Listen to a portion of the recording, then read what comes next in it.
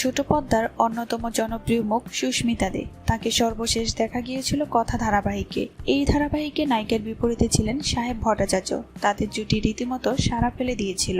সাহেব ভট্টাচার্য ফিরছেন নতুন ধারাবাহিকের নায়ক হয়ে। কথা শেষ হওয়ার পর সুস্মিতাকে নাটকের মঞ্চেও দেখেছেন দর্শক। সেখানেও অভিনেত্রী জুটি বেঁধেছিলেন সাহেবের সঙ্গে।